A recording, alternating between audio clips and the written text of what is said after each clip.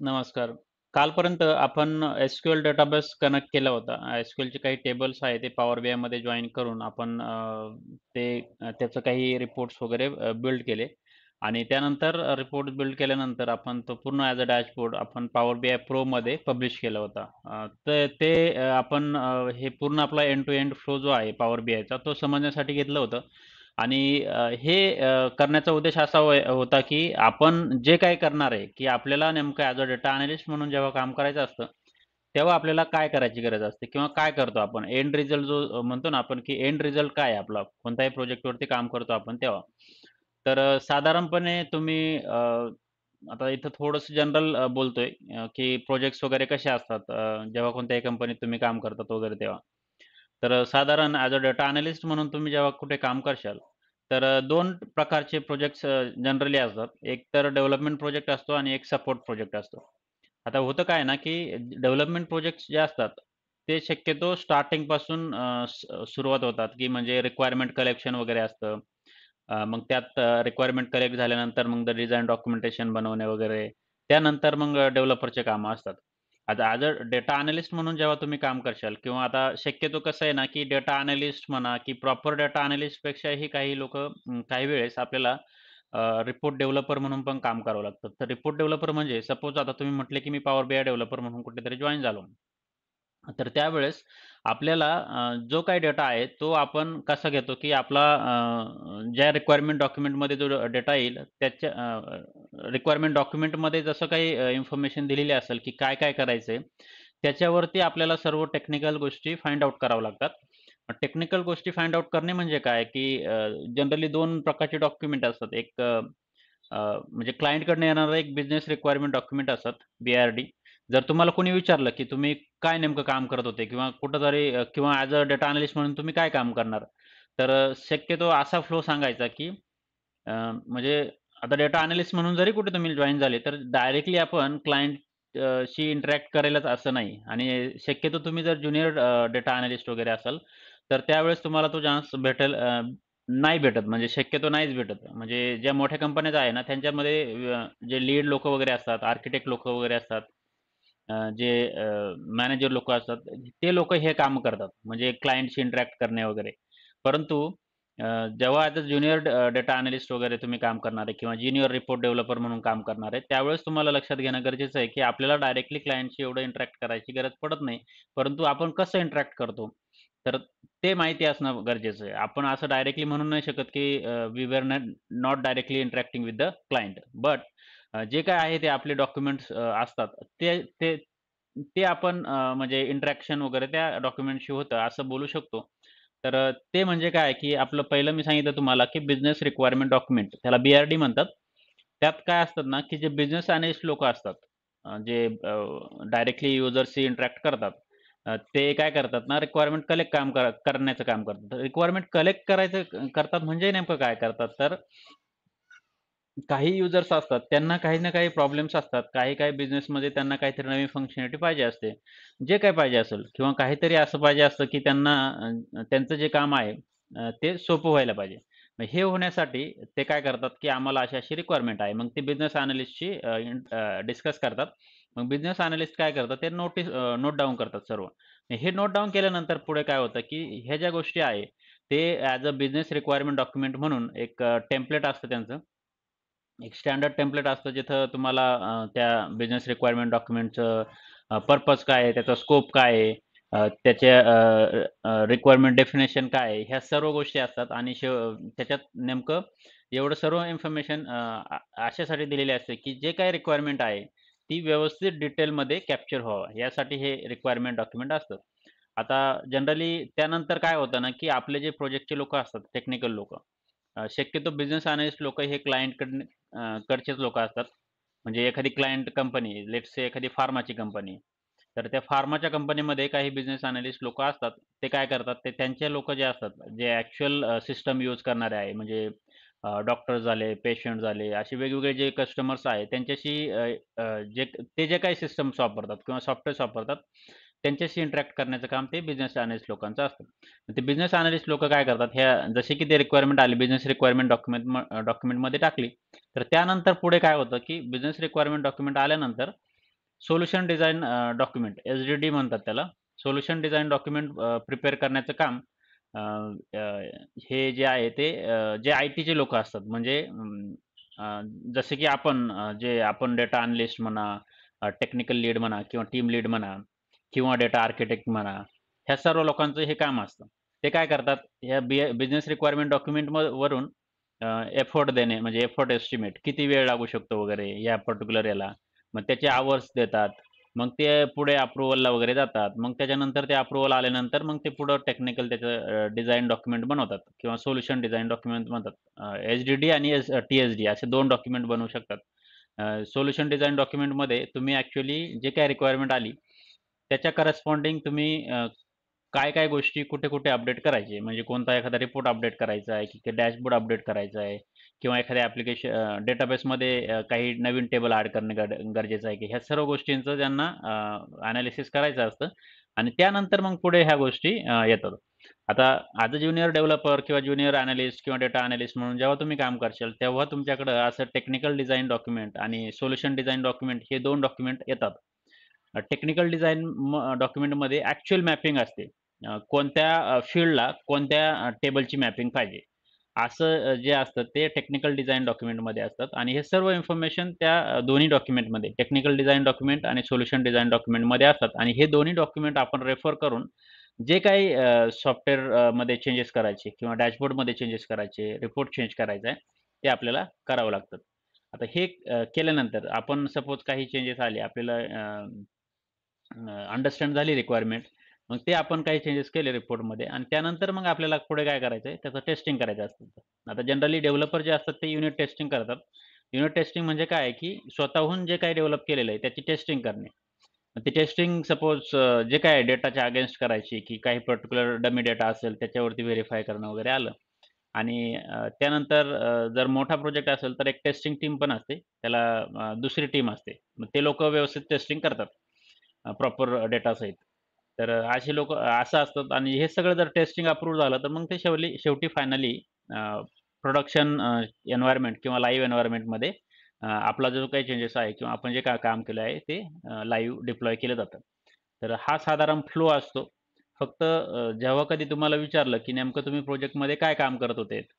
किंवा जनरली काय होतं ना, की जेव्हा कुठे इंटरव्ह्यूला जाता तुम्ही डेटा अॅनालिस्टच्या वगैरे किंवा कोणत्याही रिपोर्ट डेव्हलपर. आता बघा तुम्हाला जेव्हा तुम्ही आता हा कोर्स करताय पॉवर बीआयचा आणि याच्या अगोदर तुम्ही एस-क्यू-एल केलेलं आहे, एक्सेल केलंय, डेटा अॅनालिटिक्स केलेलं आहे. ह्या सर्व गोष्टी केल्यानंतर तुम्ही आता फक्त डेटा अॅनालिस्ट ह्या पोझिशनला टार्गेट नाही करायचं फक्त. तर तुम्ही मल्टिपल पोझिशनला टार्गेट करू शकता आता अप्लाय करण्यासाठी. कधी हे जेव्हा तुमचं पॉवर बीआय होईल तेव्हा. तर ते ते ते म्हणजे कोणते? तर तुमच्याकडे 2-4 पोझिशन असतात. म्हणजे मी ते आता इथे लिहून काढतो, की जे तुम्हाला लक्षात म्हणजे आता सध्या डेटा अॅनलिस्ट हे तर असतंच आहे. म्हणजे की जिथं तुम्ही डेटा अॅनलिस्टची पोझिशन दिसेल ते तर करायचंच आहे. डेटा अॅनलिस्टमध्ये पण काही असे असतात फायनान्शियल अॅनलिस्ट, रिस्क अॅनलिस्ट असे वेगवेगळे असतात. जसे काय आहे म्हणजे अकाउंटिंगचे असतात. त्यात पण काही अॅनलिस्ट लोकं काम करतात, की जिथं टूल्स एक्सेलचं टूल वगैरे यूज केलं जातं. असे बरेचसे असतात ऑपरेशन्स अॅनलिस्ट वगैरे. फक्त हे काय असतात ना, हे अॅनलिस्ट म्हणजे काय करतात, अॅनलिस्ट हे पर्टिक्युलर कॉमन टर्म आहे. अ, परंतु हे स्पेसिफिक डोमेन स्पेसिफिक असतात. काहींना फायनान्सचं नॉलेज असतं, काहींचं कंप्लायन्स किंवा रिस्कचं, काहींना ऑपरेशनचं नॉलेज असतं. त्या हिशोबाने त्यांच्या रिक्वायरमेंट असतात. ह्या सगळ्या रिक्वायरमेंटला तुम्ही अप्लाय करायचं आहे आणि त्यानंतर याच्या व्यतिरिक्त अॅनलिस्टच्या पोझिशन सोडून तुम्ही कोणत्या-कोणत्या पोझिशनला अप्लाय करू शकता. तर एकतर तुम्ही जे आहे रिपोर्ट डेव्हलपर हे गोष्टी करू शकतात. रिपोर्ट डेव्हलपर त्याच्यानंतर बिझनेस इंटेलिजन्स डेव्हलपर ह्या गोष्टी करू शकतात किंवा बी-आय म्हणजे बिझनेस इंटेलिजन्स कन्सल्टंट ठीक आहे. ह्या गोष्टींना पण तुम्ही अप्लाय करू शकतात. अशा पद्धतीच्या असतात. रिपोर्ट डेव्हलपर झाले. त्याच्यानंतर एस-क्यू-एल डेव्हलपर किंवा एस-क्यू-एल डेटा अॅनलिस्ट अशा पण असू शकतात. तर अशा पद्धतीचे वेगवेगळ्या पोझिशन आहेत. त्यासाठी प्रत्येक ठिकाणी तुम्हाला जिथं-जिथं पॉवर बीआय, एस-क्यू-एल वगैरे असे स्किल दिसतील तिथं अप्लाय करू शकतात. तर सांगायचा मुद्दा असा आहे, की तुम्हाला स्वतःहून लिमिटेड करायचं नाही. जेवढं तुम्ही जास्त तुमचा स्कोप जो आहे तो वाईड करशाल, तेवढं तुम्हाला अ, जास्त अपॉर्च्युनिटी दिसतील. आणि असं नाही की पर्टिक्युलर आता काय होतं ना, की बऱ्याच वेळा जॉब डिस्क्रिप्शन जे असतं ना, त्याच्यात असे 9-10 पॉइंट्स असतात. परंतु त्याच्यात आपल्याला प्रायमरी जे असतात ना, 2-3 स्किल जे असतात ते येत असतात. परंतु असे काही सेकंडरी स्किल्स असतात, ते येत पण नसतात. मग आपल्याला असं वाटतं, की आपण त्याच्यात फिट बसत नाही. तर अशा वेळेस काय करायचं ना, की आपल्याला असं वाटलं ना, की फिट बसत नाही, तरी तिथे अप्लाय करायचा. आणि ज्या गोष्टी आहे ज्या ॲडिशनल त्याचं फक्त Googleवर जाऊन सर्च करायचं आणि याच्यात काय-काय आहे त्या गोष्टी. त्याचं इंट्रोडक्शन वगैरे किंवा बेसिक गोष्टी माहीत करून घेणं गरजेचं असतं. आता हे जेव्हा तुम्ही डेटा अॅनालिस्टच्या इंटरव्ह्यूला वगैरे जाशाल किंवा कोणत्याही इंटरव्ह्यूला जाशाल, त्यावेळेस तुम्ही त्या गोष्टींबद्दल बेसिक जरी सांगता आलं अ, तरी चांगलं आहे. परंतु जे प्रायमरी स्किल्स असतात ना, SQL, पॉवर BI वगैरे ते व्यवस्थित करून जाणं गरजेचं आहे. म्हणजे जे प्रायमरी स्किल असतं, त्याच्यात तुम्ही परफेक्ट पाहिजे. परफेक्ट म्हणजे परफेक्ट कोणीच नसतं, परंतु तुम्हाला 70% to 80% त्या पर्टिक्युलर टूलमध्ये व्यवस्थित आलं पाहिजे आणि जे काही आन्सर्स आहेत ते कॉन्फिडन्सली देता आले पाहिजे. तर हे सांगायचं होतं इथे आणि आता हे झाल्यानंतर मी आता हे थोडंसं जनरल डिस्कशन केलंय प्रोजेक्टबद्दल. मग प्रोजेक्ट डिलिव्हरी कशी असतात वगैरे.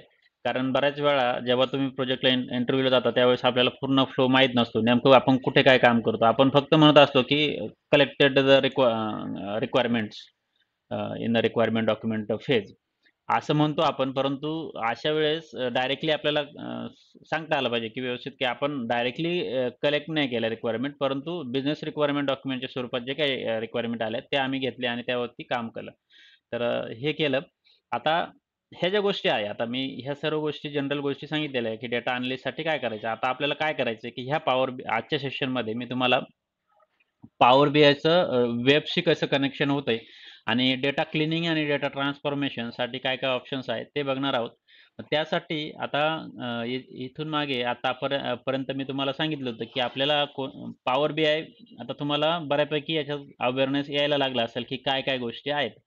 आता एक गोष्ट सांगायची, की इथे जेव्हा आपण हा स्लाइसर ॲड करत होतो, स्लाइसर ह्या टूलचं किंवा पॉवर BIचा चांगला इंटरफेस समजून घ्या. म्हणजे काल मी सांगितलं होतं, की एक स्लाइसर ॲड करा असा इथला. हा स्लाइसर इथला. परंतु म्हणजे आता एक जणाने काय केलं, ट्राय केला, परंतु माझ्या मते हा फिल्टर आहे ना, तो इथं ॲड करण्याचा प्रयत्न करत होते. तो फिल्टर इकडे येत नाही. हा फिल्टर म्हणजे ही स्क्रीन आहे. ही स्क्रीन आहे. याला जर असं केलं, तर ही स्क्रीन येते इथे. तर लक्षात घ्यायचं फक्त, की इंटरफेस आपल्याला कुठे काय करायचे, तर हे जे आहे स्लाइसेस वगैरे ते इथले म्हणजे जे काही कंपोनंट्स आपल्याला याच्यात ॲड करायचे, ते इथून करायचे. एकतर होम स्क्रीन आहे किंवा तुम्हाला इथे एक ऑप्शन्स भेटणार आहे. हे इथे व्हिज्युअल्स. तर ह्या गोष्टी लक्षात असू द्या आणि त्यानुसार आपण हे जे काही सांगतोय, ते आता नवीन टूल असल्यावर थोडंफार होतं, परंतु आपल्याला हे टूल मध्ये कम्फर्टेबल व्हायचंय व्यवस्थित. की नेमकं आपल्याला सांगितलं की तुम्ही पर्टिक्युलर गोष्ट आहे. लेट्स से एखाद्या डेटा टाइप चेंज करायचा आहे. एखाद्या कॉलमचा डेटा टाइप चेंज करायचा आहे. असा जर तुम्हाला क्वेशन विचारला, तर तो कुठे करणार पॉवर BIमध्ये? मग तुम्हाला तो सांगता आला पाहिजे की तो या पॉवर क्वेरी एडिटरमध्ये करणार. पॉवर क्वेरी एडिटर किंवा इथं हा जो टेबल व्ह्यू आहे, इथे पण आपण करू शकतो. इथे एक कॉलम येतो, टेबल येतो आणि तिथे पण एक डेटा टाइप चेंज होऊ शकतो. हे सांगता आलं पाहिजे. तर त्यासाठी आपल्याला ह्या टूलचं फॅमिलिअरायझेशन असणं गरजेचं आहे, की आपल्याला ज्या काही गोष्टी करायच्या आहेत, त्या कुठे-कुठे, काय-काय होतात, काय-काय ऑप्शन्स कुठे-कुठे अवेलेबल आहे, ते महत्त्वाचं आहे. बऱ्याचशा वेळेस आपल्याला असं होतं, की आपल्याला म्हणजे टूलला पण फंक्शनॅलिटी आहे किंवा मग आपली पण अंडरस्टँडिंग आहे, परंतु आपल्याला नेमकं सापडत नाही ऑप्शन्स कुठे यूज करायचंय, कुठे अवेलेबल आहे. मग त्यासाठी बऱ्याचशा या गोष्टी असतात, की आपल्याला ह्या टूलचं जेवढं जास्तीत जास्त प्रॅक्टिस करता येईल, तेवढी करायची आहे. आता मी तुम्हाला आज मी जे SQL सर्व्हर वगैरे घेतलं होतं त्या दिवशी, SQL सर्व्हर कसं कनेक्ट करायचं आणि SQL सर्व्हर कनेक्ट केल्यानंतर मग मी तुम्हाला एक सॅम्पल CSV एक्सेल फाईल पण कशी कनेक्ट करायची ते दाखवलं होतं. आता याच्यात बरेचसे ऑप्शन्स आहे. हे ऑप्शन्सला आपण जसं-जसं आपल्याला पुढे जाऊया आपण तसे ऑप्शन हे ट्राय करण्याचा प्रयत्न करणार आहोत. जास्तीत जास्त ऑप्शन्स हे कसे ट्राय करायचे ते बघूया. परंतु तुम्ही पण जेव्हा तुम्ही हे शिकण्याचा प्रयत्न कराल, तेव्हा बरेचसे तुमच्याकडे जर MySQL डेटाबेस असेल, तर MySQL डेटाबेस कनेक्ट करण्याचा प्रयत्न करा. असेल, Microsoft Access तर सगळ्यांकडे असतं जे ऑफिस इन्स्टॉल असेल, तर त्याला कनेक्ट करण्याचा प्रयत्न करा. जेणेकरून तुम्हाला नवीन-नवीन गोष्टी समजेल. Azure जे आहे, Azureचं काही तुमचं सबस्क्रिप्शन असेल, Azure SQL डेटाबेस वगैरे असेल, तर तो कसा कनेक्ट करायचा? आपण घेऊया हे. पुढे घेणार आहे, की कसं कनेक्ट करू शकतो वगैरे. परंतु ह्या सर्व गोष्टी आहे ना, त्या थोडंफार बघत चला. जेणेकरून तुम्हाला याची चांगली माहीत होतील. कारण कसं असतं ना, की बऱ्याच वेळा अ, म्हणजे इंटरव्ह्यूवर जेव्हा कधी तुम्ही एखाद्या इंटरव्ह्यूला गेले पॉवर बीआयचे, तर तुम्हाला डायरेक्टली विचारतील की तुम्ही एसक्यूएल सर्व्हर किंवा लेट्स से माय एसक्यूएल डेटाबेसला कनेक्ट करायचंय, तर कसं करणार? मग तुम्हाला सांगता आलं पाहिजे आणि नेमकं तुम्हाला काय-काय द्यावं लागतं, जेव्हा तुम्ही कनेक्ट करशाल. तेव्हा लेट्स से माय एसक्यूएल डेटाबेसला कनेक्ट करायचं, तर त्यानंतर काय गोष्टी द्याव्या लागतात, काय कॉन्फिगरेशन द्यावं लागतं, ते आपल्याला सांगता आलं पाहिजे. मग त्यासाठी लोकल होस्ट किंवा पोर्ट नंबर वगैरे असं द्यावं लागेल. तर ह्या गोष्टी सांगणं गरजेचं आहे. काय MySQL डेटाबेस वगैरे द्यायचा आहे का? काय अजून काय ऑप्शन्स असतात, ते सांगता आले पाहिजे तुम्हाला. ठीक आहे. तर त्यासाठी आपण जेवढी जास्तीत जास्त इथं प्रॅक्टिस करूया, तेवढं चांगलं आहे. आज आपण तुम्हाला इम्पोर्ट एक वेबचा डेटा आहे. त्याच्याशी वेबसाईटवरती जो जो काही डेटा असेल, तो पण आपण पॉवर बीआयमध्ये घेऊ शकतो. तर तो कसा घेऊ शकतो? तर त्यासाठी एखादी वेबसाईट जी असेल, ती आपण याच्यात आता मी तुम्हाला हा Wikipediaचा एक डेटा आहे. List of countries by GDP म्हणजे हे जे आहे इथला जो डेटा आहे तो आपण काय करणार आहे इथे आपण घेण्याचा प्रयत्न करणार आहोत. हे जे काय हा जो काही जो डेटा आहे प्रत्येकाचा तर तो आपण पॉवर बीआय मध्ये कसा घेऊ शकतो तर त्यासाठी तुम्हाला काय करायचं ही एक वेबसाईट आहे त्याचं URL कॉपी करायची आणि त्यानंतर मग ती इथं जेव्हा आपण म्हणतो की गेट डेटा फ्रॉम वेब इथं वेबचा ऑप्शन सिलेक्ट करायचा आहे आणि त्यानंतर आपण इथे जी URL आहे ती देण्याचा प्रयत्न करायचा आहे आणि क्लिक ऑन ओके म्हणायचं आहे. आता हे केल्यानंतर तुम्ही बघा की आता आपल्याला जे आपण एसक्यूएलला पण कनेक्ट केलं होतं तेव्हा नंबर ऑफ टेबल्स आले होते. तसंच आपल्याला जी काही ही वेबसाईट आहे ती कनेक्ट केल्यानंतर आपल्याला त्या वेबसाईटमध्ये जे काही टेबल्स वगैरे असतील, जो काही डेटा असेल टेक्स्ट फॉर्मॅटचा वगैरे तो सर्व इथे डिस्प्ले होईल. काही 1-2 सेकंद घेईल तिथे. तर आता बघा बरेचसे आलेले आहे आता इथं जर तुम्ही बघितलं की टेबल 1 मध्ये काय आहे, तर सिंपल आता हे एक कॉलम 1, कॉलम 2 आहे. त्यानंतर हा जीडीपी पर कॅपिटा जो आपण टेबल बघितला होता, की तो आपल्याला हा टेबल घेऊ शकतो आपण. आता इथं बघा हा दिसतोय. आता हाच वेब व्ह्यू पण इथे दिसतो आपल्याला, की ॲक्चुअल याच्यासाठी इंटरनेट कनेक्शन पाहिजे असते. तर तुम्हाला जे काय आहे, हा जो टेबल आहे तो दिसेल. साधारण तुम्हाला जर हा छोटा टेबल जर बघितला, की हा टेबल कोणता आहे? तर याच्यात एवढा डेटा आहे आणि बेसिकली तुम्हाला आता हा जो डेटा आहे, तो माझ्या मते इथला असेल 60,000 वगैरे दिसतंय ना हे. तर हा वरचा डेटा असेल. तर अशा पद्धतीने आज हे आहे ऑप्शन्स. बरेचसे ऑप्शन्स आहे जे टेबलर फॉर्मॅटमध्ये थोडाफार डेटा येऊ शकतो. ते इथं दाखवण्याचा ते प्रयत्न करतात, की काय-काय आहे. तर हे तुम्ही स्वतःहून ट्राय करू शकतात, की एखादा कोणताही डेटा घेऊ शकतो. परंतु आता हे दुसरं जे आहे, HTML कोड आहे ॲक्चुअली, की जे बॅकएंडला जो कोड असतो तो याच्याशी आपल्याला काही घेणं-देणं नसतंय. जे आहे ते सिंपल आता हे टेक्स्ट फॉर्मॅटमध्ये डेटा आहे. तर आपल्याला डेटाशी जास्त म्हणजे डेटा बघायचा आहे आपल्याला किंवा डेटा कनेक्ट करायचा आहे. त्यासाठी आपण हा जीडीपी पर कॅपिटा आहे ना, तो घेऊया.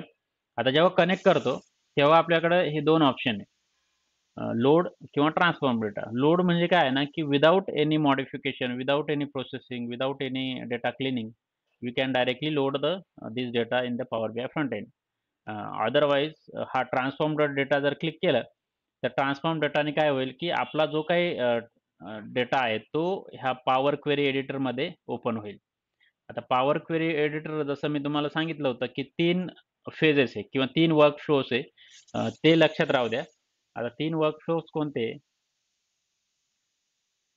3 वर्क फ्लो मी तुम्हाला सांगितले, की काय-काय आहे, की पॉवर बीआयमध्ये मी तुम्हाला एक वर्क फ्लो सांगितला होता.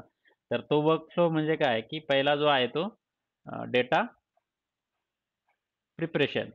दुसरा आहे तो डेटा मॉडेलिंग आणि तिसरा आहे तो डेटा व्हिज्युअलायझेशन. असा एक मी तुम्हाला फ्लो दिला होता. मग डेटा प्रिपरेशनमध्ये कोणतं टूल आहे? तर पॉवर क्वेरी एडिटर. आता हा फ्लो मी परत एकदा सांगतोय, कारण की काय आहे ना, की आणि डेटा मॉडेलिंगमध्ये एकतर रिलेशनशिप व्ह्यू असतात आणि दुसरा आहे तो टेबल व्ह्यू किंवा डेटा व्ह्यू असं त्याला म्हणतात. आणि शेवटी जो आहे तो रिपोर्ट व्ह्यू. आता हे तिन्ही कंपोनंट कुठे भेटतील? तर डेटा प्रिपरेशनसाठी हा पॉवर क्वेरी एडिटर आहे. वरती नाव बघा, पॉवर क्वेरी एडिटर. त्यानंतर हा जो रिलेशनशिप व्ह्यू आहे डेटा मॉडेलिंग, त्यासाठी हा रिलेशनशिप व्ह्यू किंवा मॉडेल व्ह्यू आहे. आणि त्यानंतर जो टेबल व्ह्यू आहे तो आहे तो येथे. आता या रिलेशनशिप व्ह्यूला आता नाव चेंज झालं याचं, मॉडेल व्ह्यू म्हणतात. आणि हा टेबल व्ह्यू, याला पहिलं नाव होतं डेटा व्ह्यू होतं. ठीक आहे.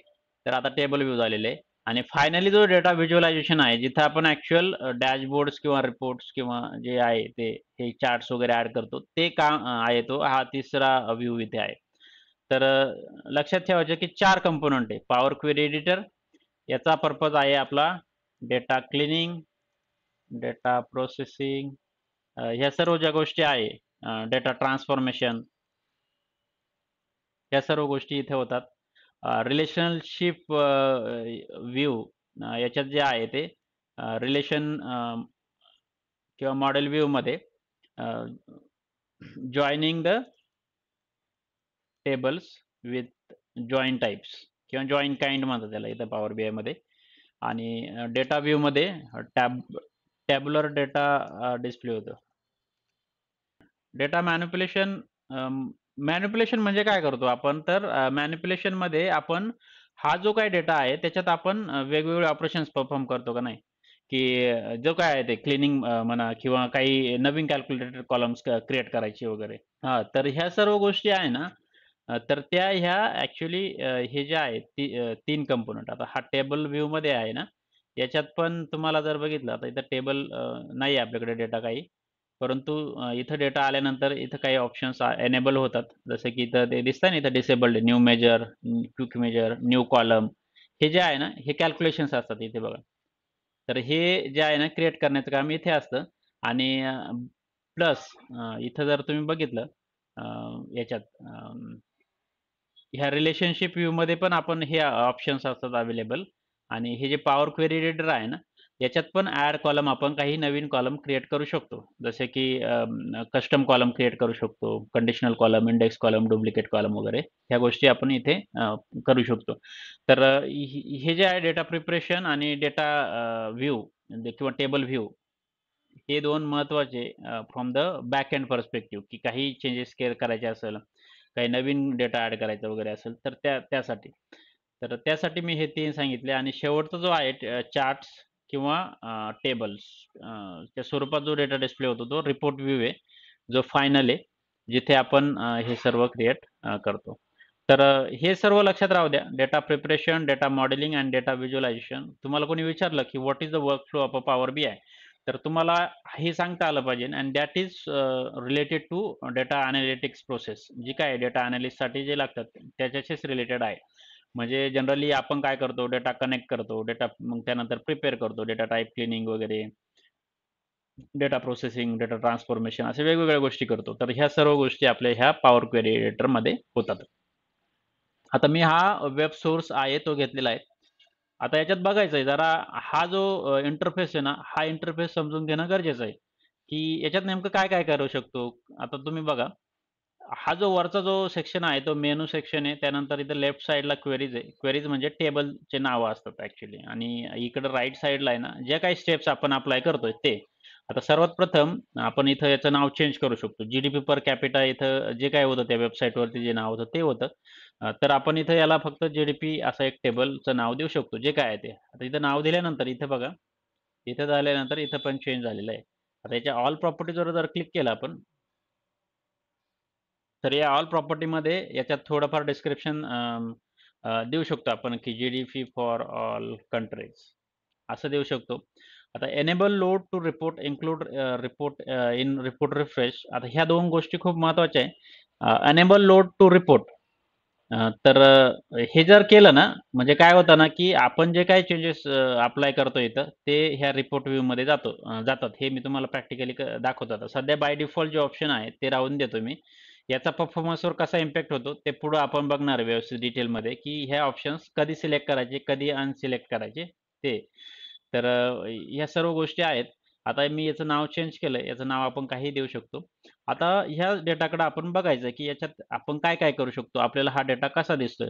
आता सर्वात प्रथम आपण जेव्हा कोणताही डेटा पॉवर बीआयमध्ये घेतो, त्यावेळेस आपल्याला डेटा क्लीनिंग ही पहिली स्टेप आहे आपली. लक्षात घ्यायचं की आपल्याला डेटा क्लीन करता आला पाहिजे व्यवस्थित, की जो काही डेटा आहे तो व्यवस्थित आहे का नाही. आता ह्या डेटाकडे जर बघितलं तर आता असा काही डेटा दिसतोय की इथं वरती कॉलमची नावं व्यवस्थित दिसत नाही. कॉलम 1, कॉलम 2, कॉलम 3, कॉलम 4 असे आलेले आहे सर्व. परंतु इथे दिसतंय की कंट्री, टेरिटरी इथं आहे. इथं मध्ये 2 नल आहे. परत इथं काहीतरी असं आहे. तर हे कसं करायचं? परत असा काही डेटा आहे की जिथं डॅश डॅश आहे. म्हणजे जिथं नल डेटा आहे, एम्प्टी डेटा म्हणता येईल. तर हे बघण्यासाठी की आता इथं बघा, जिथं पूर्ण असे ग्रीन दिसणार नाही तुम्हाला, तर तिथं म्हणायचं आहे की काहीतरी एरर आहे. आता इथं दाखवतं एरर आहे का, एम्प्टी आहे का? तर इथं बघा 231 99% व्हॅलिड आहे. 1% एम्प्टी आहे. जे आहे ते इथं नल व्हॅल्यू ती. आता इथं पण सेम आहे. बाकी जवळपास सर्व ग्रीन आहे. आता इथं तुम्ही बघा अं, हा डेटा टाइप आहे ना, सर्वांचं काय आहे? ए-बी-सी आहे. तर सर्वात प्रथम आपल्याला काय ऑप्शन्स करता येईल? आता सर्वात प्रथम आपल्याला याचे कॉलमचे नावं आहे ना, ते करेक्ट करणं गरजेचं आहे. तर आता जेव्हा आपण एखाद्या टेबलला कनेक्ट करतो वगैरे, त्यावेळेस बऱ्याच वेळा त्याचे टेबलचे कॉलम्स वगैरे प्रॉपर असतात आणि इथे पण एक्सेलचा आपला जो वेबसाईटवरचा जो डेटा आहे, तर त्या डेटावरती आपल्याला बघितलं, तर तुम्ही बघशाल की आपला हा जो टेबल आहे ना, ह्या टेबलमध्ये बरोबर इथं टेबल आहे, की जे काय आहे ते. आता इथं बघा, अ, याचे हा कॉलमचं हेडर आहे, हा एक कॉलमचा हेडर आहे, त्याच्यानंतर असं आहे. आता हे असं का आलेलं आहे तिथं? तर बघा आय-एम-एफ हा एक रो झाला आणि हा एक रो झाला. असे 2 रो जे आहे ते कॉलम हेडर इथे दिसतायत. म्हणजे त्यामुळे हे जे आहे वरचं असं दिसतंय आणि इथे नाहीये. तर त्यामुळे काय म्हणता येते फक्त इथं 2 जे आहे ते नल दाखवतंय. तर आता हे करेक्ट करणं गरजेचं आहे किंवा ह्या टाइपचा आपल्याला हा कॉलम्स करणं गरजेचं आहे. तर पहिली गोष्ट करायची आहे, की हे जे आहे आता सध्या आपण काय करू, की use first row as headers म्हणून एक ऑप्शन आहे. आता इथं बघा अ, 2 ऑप्शन आहे इथं. Use first row as header म्हणजे फर्स्ट रो म्हणजे कोणता आहे? हा जो आहे तो ॲज अ हेडर करू शकतो. ठीक आहे. किंवा use headers as a first rows म्हणजे जे कधी-कधी असं होतं, की हे जे वरती आहे ते पण आपल्याला खाली पाहिजे असतात. त्यामुळे ते न करता आपण use headers as first row जर केलं, आता तुम्हाला मी दाखवतो. आता use headers headers as first row जर असं सिलेक्ट केलं, तर बघा कॉलम 1, कॉलम 2, कॉलम 3 आहे ना, ते इथं आलेले आहे. ठीक आहे. पण आपल्याला हे नाही पाहिजे. मग आता हे रिव्हर्ट करायचं आहे मला, तर काय करणार मग मी ही जी स्टेप्स आहे ना, ती डिलीट करणार इथून. ठीक आहे. म्हणजे ही डिलीट केल्यानंतर जे काही होतं ते आता इथं डिमोटेड हेडर्स म्हणून जी स्टेप्स होती, ती आलेली आहे. ती डिलीट केली मी. आता हे जे दिसतंय ओरिजिनल जसं होतं तसं आलेलं आहे. तर मला जे दुसरं ऑप्शन आहे ना, use first row as headers म्हणजे मला हे आहे हेडरमध्ये टाकायचे. तर मग मी हे ऑप्शन सिलेक्ट करणार. ते केल्यानंतर आता बघा तुम्हाला, की जे काही कॉलम 1 वगैरे होते, आता इथं काय स्टेप्स आलेली आहे, प्रमोटेड हेडर्स आणि हे ऑटोमॅटिक चेंज टाइप करतात, की टाइपचे टाइप आहे ना, तो चेंज करतो. म्हणजे आता इथं ही ओरिजिनल असं होते कॉलम्स, पण ह्या स्टेप्सला काय झालं, प्रमोट केले गेले हेडर. मग हे असे आलेले. आता याच्यात असं झालंय, की आपल्याला हे जे आहे आता हे असं दिसतंय, की असा डेटा आहे, परंतु याच्यात हे 2 नल आहे आणि मग याचं काय करता येईल? मग याला आपण काय करू शकतो, की याला हे चेंज करू शकतो. आता हे IMF 56 आणि IMF 56 हे दोन्ही सेमच कॉलम होते, परंतु मग त्यामुळे त्या टूलनी काय केलं अंडरस्कोर 1 लावला इथे आणि मग वर्ल्ड बँक पण सेम नाव होतं, तर इथं अंडरस्कोर 2 लावला इथे एक आणि CIAचं पण अंडरस्कोर 3 असं केलेलं आहे. तर आपण याला चेंज करू शकतो. तर हे जे काय आहे ते हे जे आहे आता IMF इथे कारण आपला डेटा जो बघितला तर कसं आहे, IMFच्या अंडर काय आहे, एस्टिमेट आणि इयर. वर्ल्ड बँकच्या अंडर काय आहे, एस्टिमेट आणि इयर. CIIच्या अंडर काय आहे, अंडर अंडर जे आहे ते एस्टिमेट आणि इयर. मग आपण काय करू शकतो, की इथं म्हणू शकतो, की याला रिनेम करू शकतो. रिनेम करण्यासाठी आपण याच्यावर राईट क्लिक करू शकतो आणि इथं काय म्हणू शकतो, की एक रिनेमचं जे ऑप्शन आहे, ते आपण करू शकतो. मग IMF एस्टिमेट हे जे आहे, खालचं जे नाव आहे, तेच आपण इथं असं ते करू शकतो.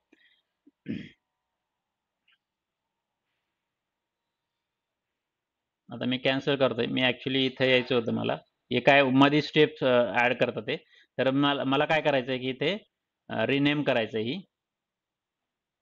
त्यासाठी मी काय म्हणणार आहे, IMF एस्टिमेट. हे रिनेम होतं. काय होतं ना, आता हे मी मला जो पॉपअप आला होता, तो का आला होता? जर मी ह्या स्टेपवर आहे, बरोबर? ह्या स्टेपवर आहे आणि मग इथं मग काय ऑपरेशन परफॉर्म करायला गेलो, जसं रिनेमचं, तर ते काय म्हणतं, की याला मी रिनेम करण्याचा प्रयत्न केला. लेट्स से मला IMF एस्टिमेट असं मी काहीतरी करण्याचा प्रयत्न केला.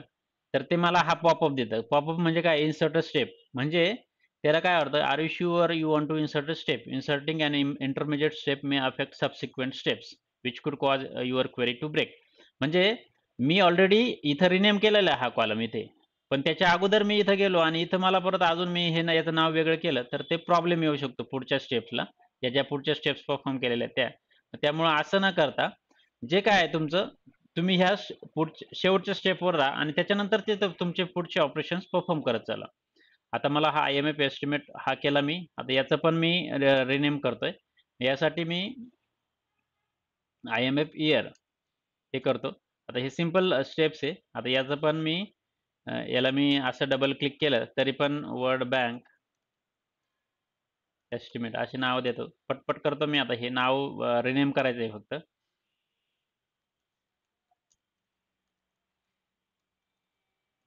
इयर आणि शेवटचे दोन जे आहे ते CIA एस्टिमेट आणि CIA इयर. मग मी CIA एस्टिमेट, CIA इयर. ठीक आहे. तर हे केलेले आहे. आता हे आपले कॉलम झालेले आहे. आता आपल्याला हा जो रो आहे ना, या रोची काही गरज नाही. तर मग हा कसा रिमूव्ह करायचा? तर त्यासाठी आपल्याला हा जो आहे तो टॉपचा एक रो आहे. तर त्यासाठी एक रिमूव्ह रोज म्हणून ऑप्शन असतं.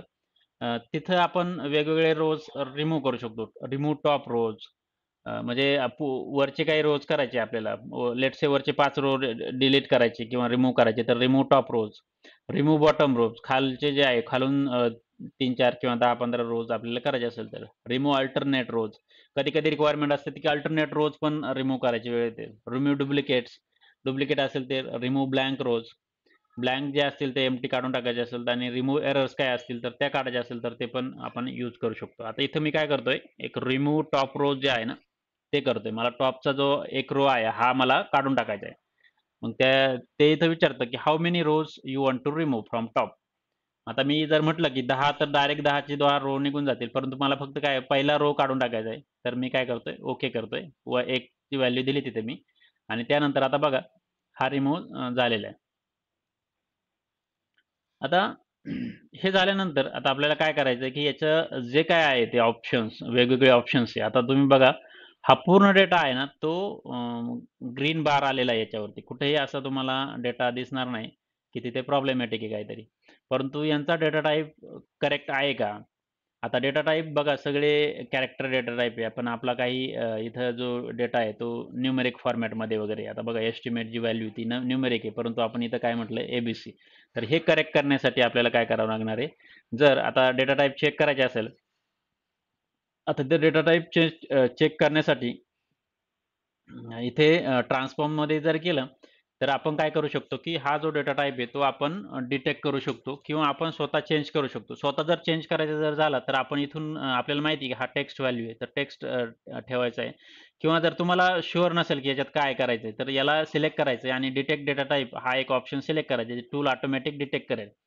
आता त्यांनी बरोबर जो आहे ABC जो, तोच आहे ॲक्चुअली त्याच्यात काही चेंज नाही. परंतु जर तुम्ही याला चेंज करण्याचा प्रयत्न केला आणि आता हा ABC आहे आणि याला जर डिटेक्ट डेटा टाइप जर केलं, तर तो काय आहे त्यांनी पण याचा म्हणजे आता ॲक्चुअली हा नंबर फॉर्मॅटमध्ये परंतु जर हा डॅश नसता इथे जर एम्प्टी असतं लेट्स से आपण ट्राय करूया आता. जिथे-जिथे हा एम्प्टी आहे रिप्लेस व्हॅल्यू हा जो हे आहे सिम्बॉल आहे त्याच्यामध्ये मोठा डॅश आहे वाटतं.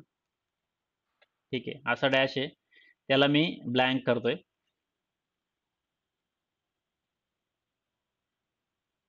आता हे मला अशी अपेक्षा आहे की हा जो डॅश आहे तो माझ्या मते कॅरेक्टर अंडरस्कोर आहे हा.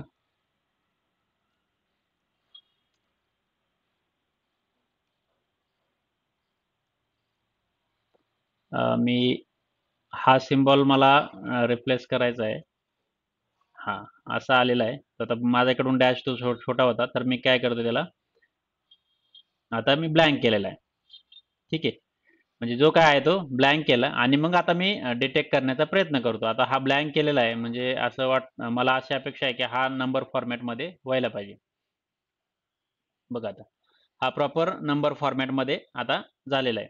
आता इथं बघा तुम्ही 1, 2, 3 आलेलं आहे. 1, 2, 3 म्हणजे काय आहे की आपला होल नंबर आहे. तर अशा पद्धतीने हे येतं. आता याच्यात तुम्ही बघा हा जो आहे तो 33 एम्प्टी रेकॉर्ड्स आहे. तर हे एम्प्टी रेकॉर्ड्स आपण डायरेक्टली काढू शकतो किंवा लेट्स से जिथं-जिथं तुम्हाला नल असतील तिथे आपण काय करू शकतो की त्याला 0 म्हणू शकतो. म्हणजे रिप्लेस व्हॅल्यू जे आहे नलच्या ठिकाणी आपण 0 करू शकतो. मग आता हा प्रॉपरली ग्रीन फॉर्मॅटमध्ये आलेला आहे. बघा आता. इथं काही एरर नाही. तर अशा पद्धतीने हे आहे. हे एक ऑप्शन रिप्लेस व्हॅल्यूचं ऑप्शन आहे आणि डेटा टाइपचं एक ऑप्शन आहे. अशा पद्धतीने आपण ह्या सर्वांसाठी एक-एक करू शकतो. ही एक्सरसाइज तुम्ही करायची आता पुढे, की याच्यात वेगवेगळे डेटा टाइप कसे चेंज करायचे हे प्रत्येकाचे. इयरला कसा नंबर फॉर्मॅटमध्ये वगैरे करायचे त्या.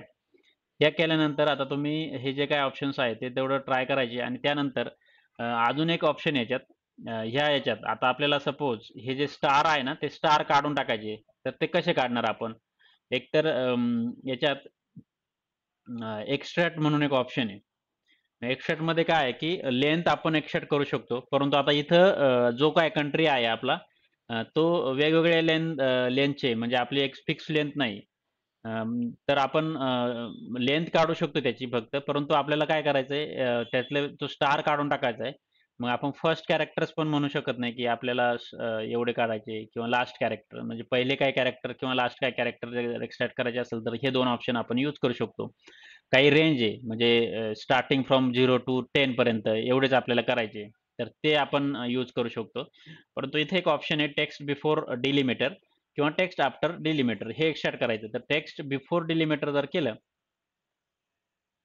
तर आता बघा टेक्स्ट बिफोर डिलिमीटर म्हणजे जो काही स्टार आहे आपला, डिलिमीटर म्हणजे काय असतात, की असे star, semicolon, comma, slash, forward slash, backward slash असे काही कॅरेक्टर्स असतात. त्याला आपण करू शकतो किंवा काही ठिकाणी असे ब्रॅकेट पण असतात ओपनिंग, क्लोजिंग असे किंवा असे.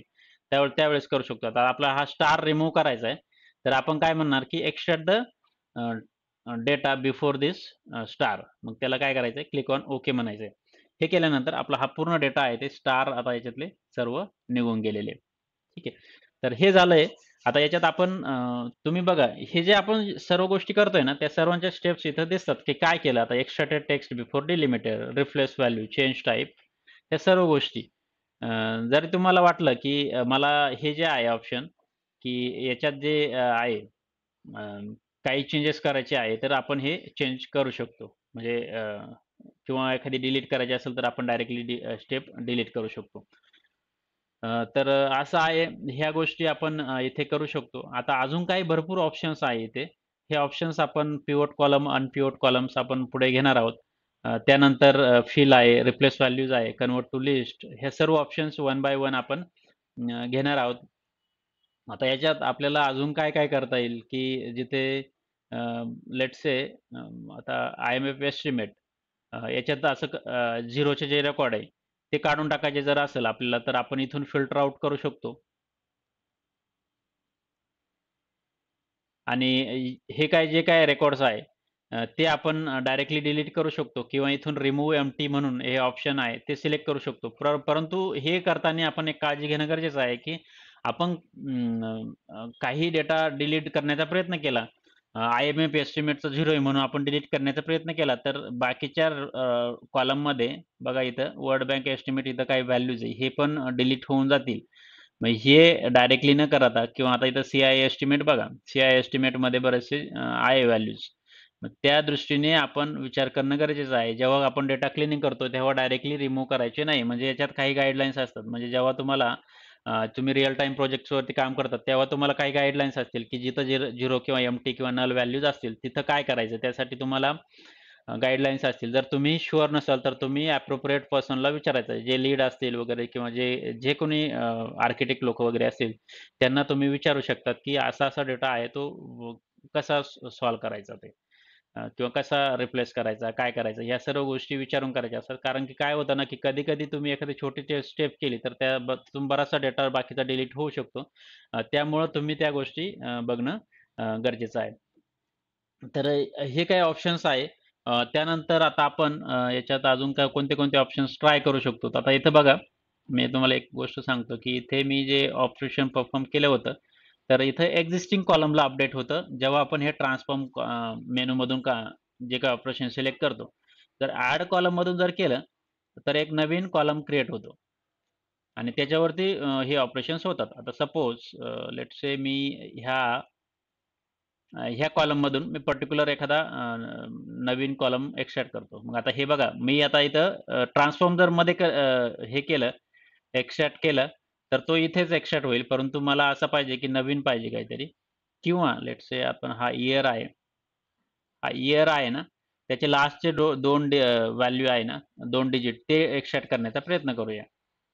As a last last 2 characters.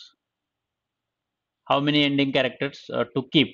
मग त्यासाठी आपण शेवटचे 2 पाहिजे. तर त्यामुळे आपण हा ओके करतोय आणि याच्यात तुम्ही बघा लास्ट कॅरेक्टर्स आणि याला आपण नाव देऊ शकतो, की शॉर्ट इयर. ठीक आहे. असं जे आहे ते शेवटचे 2 कॅरेक्टर आलेले आहे. मग त्यानुसार आपल्याला त्यांचं इयरचे जे आहे ते असे भेटू शकतात. कधी-कधी अशी रिक्वायरमेंट असू शकते, की त्यांना म्हणजे जो डेटा आहे तो शॉर्टमध्ये डिस्प्ले करणं गरजेचं असतं. किंवा फक्त MMDDY फॉर्मॅटमध्येच करायचं असतं. तर त्यावेळेस आपण असे काही हे फंक्शन्स यूज करू शकतो. तर सांगायचा मुद्दा इथं आहे, की आता तुम्ही बघा या ट्रान्सफॉर्ममध्ये तुम्हाला जे काही ऑपरेशन्स करायचे आहे ना, टेक्स्टचे जे ऑपरेशन्स आहे, ते टेक्स्टचे फॉर्मॅट ऑप्शन्स इथं बघा. स्प्लिट कॉलम आहे, फॉर्मॅट आहे, एक्स्ट्रॅक्ट आहे, पार्स आहे. त्यानंतर नंबरचे जे कॉलम फंक्शन्स आहे, ते इथं आहे. स्टॅटिस्टिक्समध्ये सब, मीडियम, सर्व आहे. आता काही डिसेबल्ड आहे कारण की आपण हा नंबर फॉर्मॅट नंबर नाहीये. परंतु नंबरला जर आपण क्लिक केलं, तर इथं सर्व जे ऑप्शन्स आहे, ते एनेबल होतील आणि जे आपल्याला करायचंय त्या गोष्टी आपण इथे करू शकतो. आता बऱ्याच वेळा ॲज अ ॲनालिस्ट म्हणून आपण जेव्हा काम करू, तेव्हा ह्या गोष्टी आपल्याला करणं गरजेचं असतं. आर स्क्रिप्ट आहे काही, रन पायथॉन स्क्रिप्ट पण आहे. आता हे इंटिग्रेट कसं करायचं ते आपण सेपरेटली घेऊया. Pythonच्या ज्या स्क्रिप्ट असतात त्या पण आपण पॉवर BIमध्ये रन करू शकतो किंवा Rची स्क्रिप्ट आहे ती पण आपण रन करून इथे घेऊ शकतो. ती कशी करायची त्याचं आपण एक्झाम्पल एखादा घेऊया, की एखाद्या सेशनमध्ये ते मी पूर्ण दाखवून देईल. तर बाकीचं टेक्स्टचे जे फॉर्मॅट आहे, टेक्स्टचे जे फंक्शन्स इथं अवेलेबल आहे. कॉलमचे जे फॉर्मॅट आहे वेगवेगळे कोणत्याही कॉलमचा डेटा टाइप डिटेक्ट करणं आलं, रिनेम वगैरे. पिव्होट आणि अनपिव्होट हे फंक्शनॅलिटी आहे ती उद्या आपण बघूया कशी पिव्होट आणि अनपिव्होट करायची. मूव्ह करायचे असेल, कॉलम लेफ्ट राइट मूव्ह करायचा आहे. सिंपल ऑपरेशन्स आहे. हे फक्त जेव्हा आपल्याला गरज पडेल तेव्हा आपण यूज करू शकतो. तर अशा पद्धतीने हे क्लीनिंग आहे. तुम्ही आज हे आता ह्याला काय म्हणतात?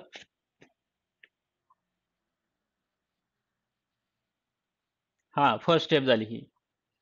म्हणजे फर्स्ट स्टेप हां, डेटा कलेक्शन झाल्यानंतर हां. पूर्ण ज्या गोष्टी आपण करणार आहे ना, डेटा क्लिनिंग म्हणा किंवा डेटा ट्रान्सफॉर्मेशन, डेटा प्रोसेसिंग अजून बऱ्याचशा स्टेप्स आहे याच्यात. फर्स्ट स्टेप पूर्ण नाही झालेली आपली. ही फक्त इनिशियल स्टेप्स आहे, की मी तुम्हाला काहीतरी कसं आहे डेटाबेसला कनेक्ट केलं आणि त्याच्यात थोडेसे ऑपरेशन्स परफॉर्म केले, की डेटा थोडा कसा क्लीन करायचा, मग कॉलम हेडर वगैरे कशी करायची, त्याचा डेटा टाइप वगैरे थोडा चेंज करून नल व्हॅल्यू वगैरे कशा रिप्लेस करायच्या वगैरे त्या थोडं दाखवलंय आणि याच्यात अजून भरपूर गोष्टी करू शकतो. आता कीप रोज, रिमूव्ह रोज वगैरे हे पण आहे. ते आपण उद्या बघूया. याच्यात तर ही नल व्हॅल्यू म्हणजे काय आहे ना, की कसं असतं ना, की जेव्हा डेटा येतो सोर्समधनं, तर त्यावेळेस तो डेटा फिल नसतो म्हणजे एम्प्टी असू शकतो. त्याला वेगवेगळे रिझन्स असू शकतात, की का एम्प्टी आहे, की काय? कधी-कधी काय असतं ना, की पर्टिक्युलर व्हॅल्यू मध्ये काहीच नाही टाकायचं. म्हणजे एखादी असेल की लेट्स से जेव्हा कधी डेटा एंट्री वगैरे होते ना कोणत्या एखाद्या ॲप्लिकेशनची किंवा एखाद्या कुठेतरी कोणीतरी डेटा एंट्री करत असेल, तर त्यावेळेस असं असू शकतं, की त्या पर्टिक्युलर जे व्हॅल्यू पर्टिक्युलर गोष्ट आहे. लेट्स से एखादा प्रॉडक्ट आहे. प्रॉडक्टची जी पर्टिक्युलर प्राईस आहे, ती मे बी लेट्स से आता अझ्युम करूया, की 0 असू शकते. त्यावेळेस ते एम्प्टी टाकून देतात. किंवा असंही होऊ शकतं, की व्हॅल्यू आहे, परंतु डेटा एंट्री करताना चुकलंय किंवा डेटा एंट्री करताना प्रॉपरली डेटा फिलअप केला गेला नाही. म्हणजे विसरले लोकं, असं पण होऊ शकतं किंवा सिस्टमचा काही टेक्निकल ग्लिच असू असू शकते. व्हॅल्यू टाकली गेली, परंतु ती प्रॉपरली डेटाबेसमध्ये सेव्ह नाही झाली. तर असं पण होऊ शकतं. त्याला वेगवेगळे रिझन्स असू शकतात. तर हे नल जे रेकॉर्ड्स असतात ना, ते महत्त्वाचे आहे, की काय आहे आणि त्याचं आपल्याला अंडरस्टँडिंग माहिती पाहिजे, की हां, याला या नल व्हॅल्यूला कसं डील करायचं. मग त्यासाठी आपण ॲज अ डेटा अॅनालिस्ट म्हणून की मिसिंग व्हॅल्यू ज्या असतात, मिसिंग व्हॅल्यू म्हणजे ह्याच ज्या 0 वगैरे किंवा नल वगैरे असतात त्याला आपण डील करणं गरजेचं असतं. मग लेट्स से की कधी-कधी लेट्स से 10 दिवसाचा डेटा आहे आपल्याकडे. 10 दिवसामध्ये आपण टेम्परेचरचा डेटा आपण कलेक्ट करत होतो. 10 दिवसाचा जो टेम्परेचरचा डेटा आहे, एव्हरीडे काहीतरी डेटा आहे 35-40 जे काय असेल तो टेम्परेचर. परंतु एखाद्या दिवशी ते रेकॉर्ड झालं नाही व्यवस्थित किंवा काहीतरी आलं तर 0 झालं. मग त्या दिवशी काय टाकायचं? तर मग असं करता येईल, की बाकीचा जो डेटा आहे त्याचा एव्हरेज करून तो तिथे टाकता येईल. म्हणजे 35-40 च्या दरम्यान जर असेल तर काहीतरी ते जे काही एव्हरेज निघेल, तर ते व्हॅल्यू आपण त्या नल किंवा 0च्या ठिकाणी आपण टाकू शकतो. तर असे काही ऑपरेशन्स आपल्याला करावं लागतात. आता ॲज अ डेटा अॅनालिस्ट म्हणून जेव्हा तुम्ही काम करशाल, तेव्हा तुम्हाला याच्यावरती डिले करावं लागतं. जर तुम्हाला काही शुअर नसेल, तर तुम्ही जे अप्रोप्रिएट पर्सन असतात, सीनियर लोकं असतात, त्यांना विचारणं गरजेचं असतं. जर तुमच्याकडं काही तुम्ही स्वतःहून लेट्स से तुम्ही सर्व गोष्टी करतात. म्हणजे तिथे कोणी सीनियर वगैरे नाही. तर तुम्ही ह्या गोष्टी जे क्लायंटचे लोकं असतात, बिझनेस अॅनालिस्ट लोकं वगैरे असतात, त्यांच्याशी इंटरॅक्ट करणं गरजेचं असतं, की हा असा टाइपचा डेटा आहे, तो नल का आलेला आहे. मग त्याचं रिझन थोडंफार फाइंड आउट करणे आणि मग त्यानुसार त्याला डील करणे. ह्या सर्व गोष्टी आहेत त्या असं करावं लागतं. तर हे जे आहे ते आता आपण क्लोज आणि अप्लाय करू शकतो. जे काही आता आपण केलेलं आहे ते क्लोज आणि अप्लाय करू शकतो. तुम्ही आता याला काय करायचं की आपलं जे काय आहे पॉवर बीआयमध्ये ज्या गोष्टी आलेल्या आहेत त्या गोष्टी तुम्ही इथे बघायच्या. आता मी हा डेटा आहे तो ॲड केलेला आहे आणि त्यानंतर जेव्हा आपला पूर्ण डेटा लोड होईल, त्यावेळेस तो इथे असं राइट साइडला इथे दिसेल. थोडा जेवढा साईज असेल ॲक्चुअली डेटाबेसची तर त्याच्यानुसार थोडा वेळ घेऊ शकतं ते.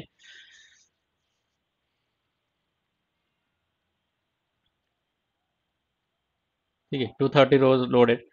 तर आता इथं बघा झाल्यानंतर आपले हे जे सर्व कॉलम्स आहे ते आलेले आहे. आता एकच मी डेटा टाइप नंबर केला होता म्हणून हे न्यूमेरिक साइन दिसतं इथं. बाकीचे जे आहे ब्लँक म्हणजे टेक्स्ट फॉर्मॅटमध्ये. तुम्हाला काय करायचं आहे, हे सर्व जे आहे इयर त्याच्यानंतर हे estimate, world bank estimate, CI estimate वगैरे हे जे आहे ते नंबर फॉर्मॅटमध्ये करायचे आणि इकडे टाकण्याचा प्रयत्न करायचा आहे. आता हे 3 ऑप्शन्स आहे इथं बघा. मॉडेल व्ह्यूमध्ये तुमचा जो काही डेटा आहे तो इथे तुम्हाला ह्या स्वरूपात दिसेल. मग याच्यात आपण नवीन कॉलम क्रिएट करू शकतो, मेजर क्रिएट करू शकतो. हे पुढे घेणार आहोत आपण. आणि हा जो आहे तो आपला हा टेबलर फॉर्मॅटमध्ये असं इथे दिसतो. मग मल्टिपल कॉलम्स आपण मल्टिपल फाइल्स ॲड केल्या तर मल्टिपल टेबल्स इथे दिसतील आणि ते जॉइन आपण एकमेकाला करू शकतो. तर असं हा आहे.